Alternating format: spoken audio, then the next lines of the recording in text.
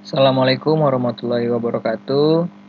Perkenalkan, nama saya Iqbal Tiara Putra dari kelas SI 4102. Nah, pada kesempatan kali ini saya ingin menjelaskan tentang Big Data.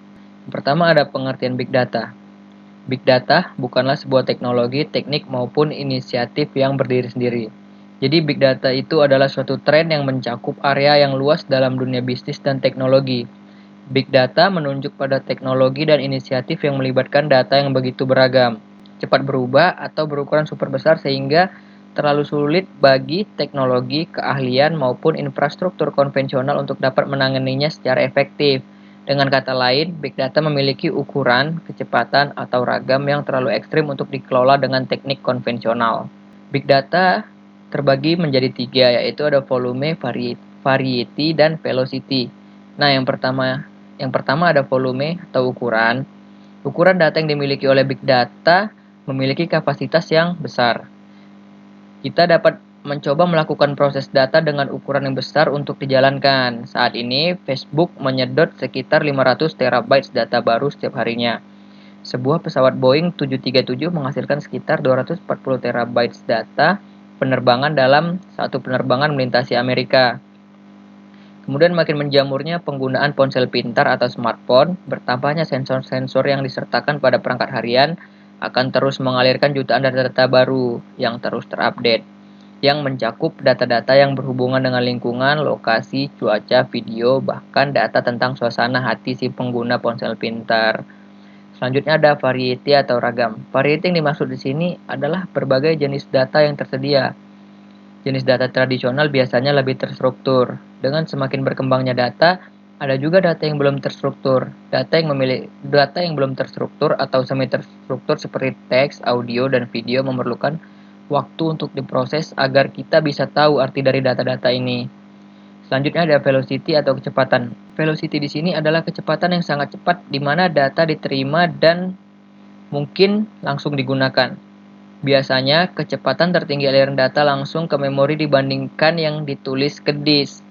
Beberapa smart device yang menggunakan internet beroperasi dalam waktu nyata atau mendekati waktu nyata dan akan memerlukan evaluasi dan tindakan secara real time.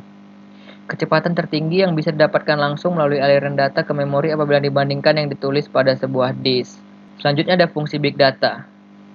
Yang pertama, Big Data dapat menentukan penyebab suatu masalah kegagalan secara real time. Yang kedua, Big Data membuat pengambilan keputusan yang cerdas dan tepat. Kemudian, yang ketiga, Big Data mendeteksi sebuah anomali atau perilaku yang menyimpang dalam struktur bisnis. Yang keempat, Big Data dapat mengurangi biaya, waktu, dan meningkatkan performa produk aplikasi.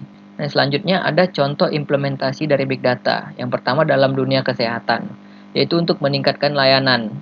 Rumah sakit biasa menggunakan Hadoop untuk membangun data lake yang digunakan sebagai penyimpanan data utama.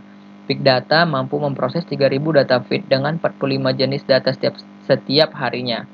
Data yang disimpan meliputi tes laborat, data rekam medis, resep dokter, imunisasi, obat, klaim, dan juga pembayaran.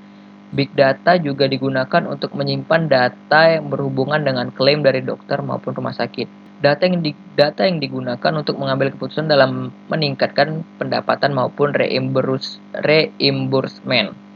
Pertumbuhan jumlah klien disertai dengan volume data yang sangat pesat membuat infrastruktur tersebut terbebani sehingga Big Data menjadi solusi yang tepat. Nah, yang kedua ada dalam bidang bisnis. Yang pertama yaitu untuk meningkatkan sistem operasional bisnis. Untuk meningkatkan produktivitas dan efektivitas bisnis yang kita rintis, tentu kita memerlukan sumber daya yang memadai. Salah satunya akan kebutuhan data yang terus meningkat.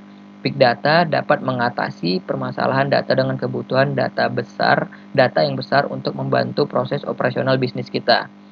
Yang kedua yaitu untuk mengoptimalkan pengalaman penggunaan aplikasi. Pengguna perangkat mobile terus meningkat sehingga kita perlu adanya optimasi dari sisi software dan hardware. Selain itu, penyimpanan data juga sangat berpengaruh terhadap optimalisasi sebuah aplikasi. Dengan Big Data, proses transfer dan manajemen data berjalan lebih cepat dan akurat. Mungkin segitu saja yang bisa saya jelaskan tentang Big Data. Lebih dan kurangnya saya mohon maaf. Assalamualaikum warahmatullahi wabarakatuh.